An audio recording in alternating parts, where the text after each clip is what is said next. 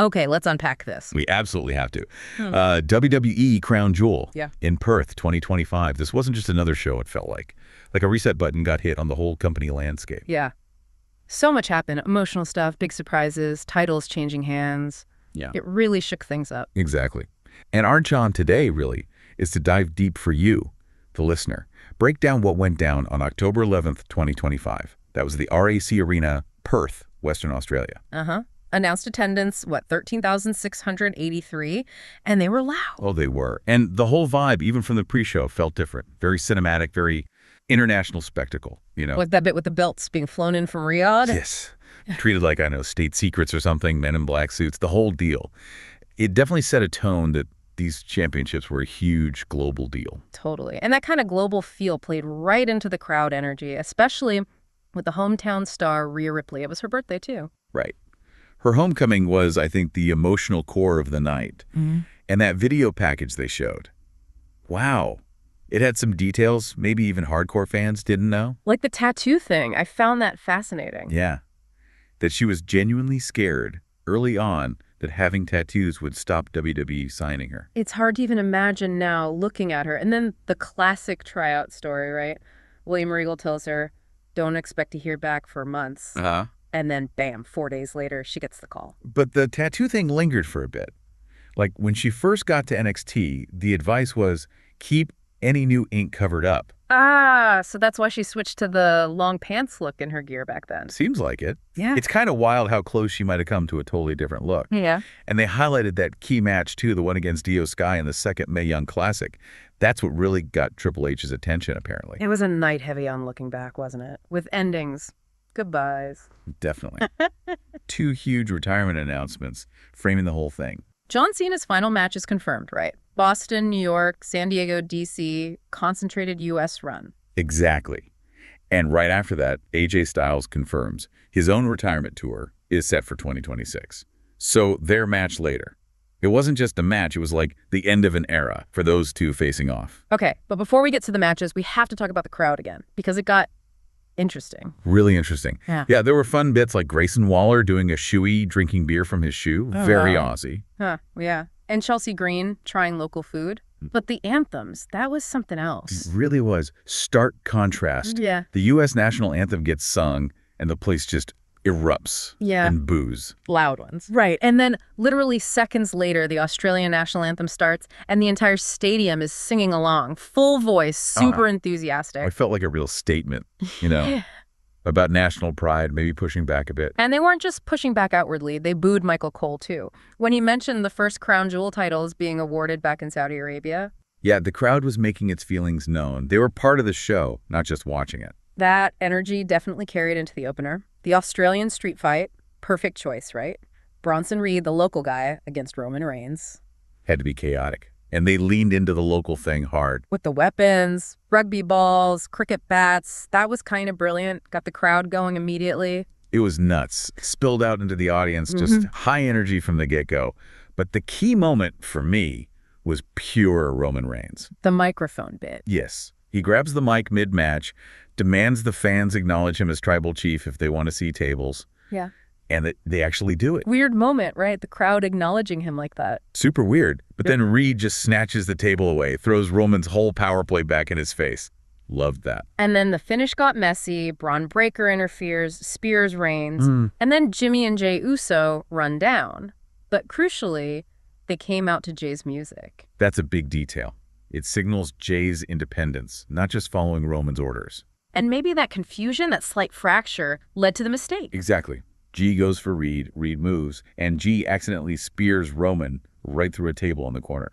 The bloodline implodes, basically, costs them the match. And the fallout was immediate. Roman just leaves them there, rejects their help, said something specific, didn't he? He did. He said he wanted to fight alone because, quote, the world thinks he can't win without them.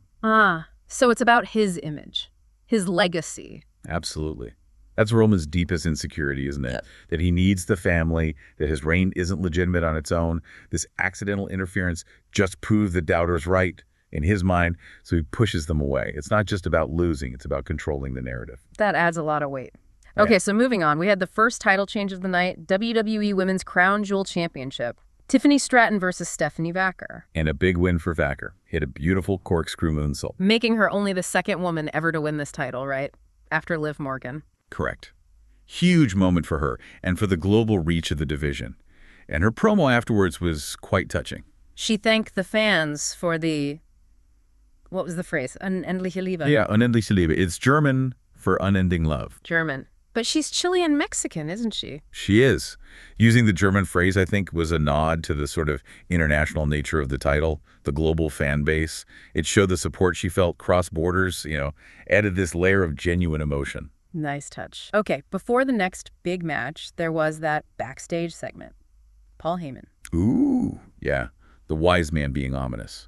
He was talking to Vaquer and Reed, praising them, but then shifted focus to Seth Rollins. And gave a warning. A pretty clear threat, yeah. Said Rollins would face consequences back in the U.S., win or lose the main event. Classic Heyman. Linking the Bloodline's reach and power across the whole show. Setting the stakes. Definitely set the stakes. Which brings us to the big nostalgia match. Maybe the emotional peak for many. Cena versus Styles. Their confirmed final match. And they went long for it. Over 27 minutes. It felt important. More than just a match, though. It felt like a tribute. Especially what Cena was doing. That was the aha moment, wasn't it? Realizing he was using the finishers of his greatest rivals. The crowd caught on, too. Got the phone flashlights out. Yeah. It wasn't just one or two. He pulled out the skull-crushing finale, the Walls of Jericho. Rope hung DDT, the RKO, obviously. A choke slam, a tombstone, and even Sister Abigail. That list tells a story. It's like a history lesson in the last 15 years. The RKO for Orton, the tombstone showing respect for Undertaker. Yeah. But Sister Abigail for Bray Wyatt. That felt incredibly personal, deeply emotional, given their history. Each move was like unlocking a memory. Styles threw in some nods too, right? Angel's Wings, Deadeye.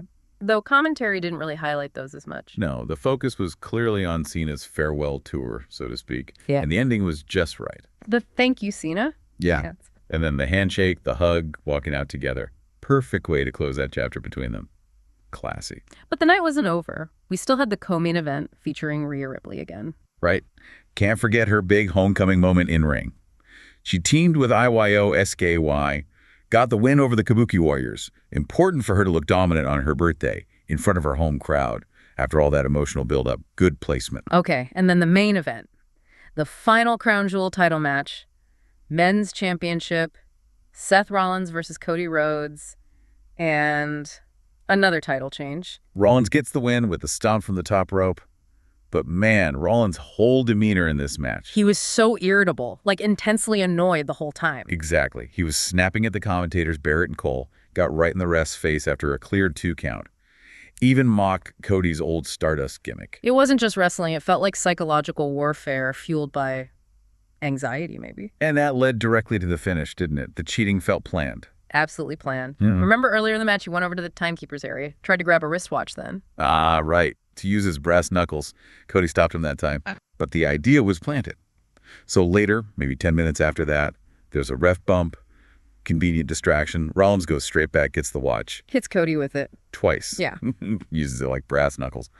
The second shot basically knocks Cody out, sets him up perfectly for the stomp off the top rope, and that's how he wins the title.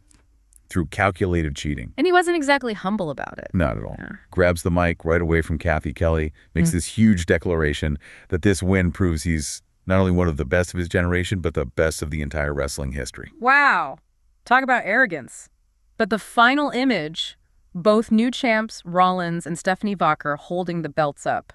That was a powerful visual. Definitely signals a shift. So, wrapping this all up for you, the listener, what does it mean? Well, it means huge changes. 2 major titles swapped hands, a definitive end to the Cena Styles era, and the bloodline.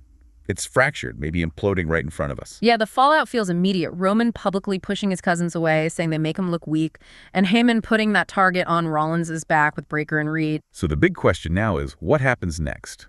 What kind of champion is this best in history Seth Rollins going to be, especially now that he's apparently drawn the attention of Heyman's associates? And the Usos. Do they rally behind J. Dre and his music? Or does Roman's paranoia push them out for good? That's the story to watch as they head back stateside. You won't want to miss how that unfolds.